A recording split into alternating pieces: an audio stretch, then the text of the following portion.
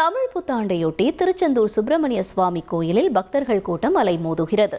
கூடுதல் தகவல்களை செய்தியாளர் பவானி வழங்கிட கேட்போம். பவானி, வணக்கம். முழு விவரங்கள் என்ன? கண்டிப்பாக. அதாவது கலாச்சாரம், பண்பாடு என அனைத்திலும் சிறந்து விளங்கும் தமிழர்கள் கொண்டாடும் பண்டிகைகளில் தமிழ் புத்தாண்டும் உண்டானது.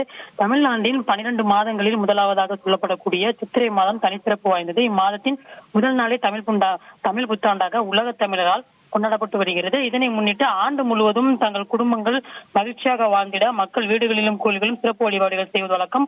குரோதி வருடம் நிறைவடைந்து அடுத்ததாக விசுவாவசு வருடம் இந்த ஆண்டு ஏப்ரல் 14ஆம் தேதியான இன்று துவங்கியிருக்கிறது. இந்த ஆண்டு பிறகும் விசுவாவசு வருடத்தில் முதல் நாளான இன்று ஆன்மீக சுற்றுலா தலமாக இருக்கக்கூடிய திருச்செந்தூர் முருகன் கோயிலில் சித்திரை வருட பிறப்பினை முன்னிட்டு சிறப்பு வழிபாடுகள் நடைபெற்று வருகின்றது. இதனை முன்னிட்டு இன்று அதிகாலை 4 மணிக்கு கோவில் நடை திறக்கப்பட்டு அதனைத் தொடர்ந்து 4:30 மணிக்கு விஸ்வரூப தரிசனமும் 6 மணிக்கு உதய மார்த்தாண்ட அபிஷேகம் நடைபெற்று வருகின்றது. அதனை அடுத்து சார், என்னோட ரெசிக்னேஷன் எதுக்கு? நானே ஜாப்ஸ் உருவாக்கி பாஸ் ஆகலாம்னு இருக்கேன். எப்படி? பாஸ் வாலா பி தி பாஸ். அதே காலை 10 மணி அளவில் மூலவர் சண்முகருக்கு சிறப்பு அன்னாபிஷேகம் நடைபெற இருக்கிறது. தொடர்ந்து மற்ற கால பூஜையும் நடைபெற்று வருகின்றது. இன்று புத்தாண்டு தினத்தினை முன்னிட்டு பல்வேறு மாவட்டங்கள் மற்றும் மாநிலங்களை சார்ந்த பக்தர்கள் அதிகாலை முதலே திருச்செந்தூருக்கு வருகை தந்த வண்ணம் இருக்கிறாங்க.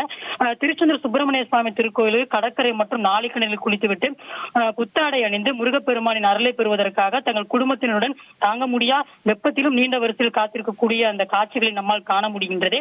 தமிழ் புத்தாண்டு என்று புதிய தொழில், கல்வி, விவசாயம் போன்றவற்றை தொடங்கினால் முயற்சி வெற்றி பெறும் என்று எண்ணி பல்வேறு தரப்பு மக்களும் இன்று ஆர்வமுடன் முருகப்பெருமானை தற்பொழுது திருச்செந்தூரில் வழிபட்டு வருகின்றனர். இதனால் கோயில் வளாகம் மற்றும் கடற்கரை பகுதியில் பக்தர்கள் கூட்டம் அலைமோதி காணப்பட்டிருப்பதை நம்மால் பார்க்க முடிகின்றது. தகவல்களுக்கு நன்றி பவானி.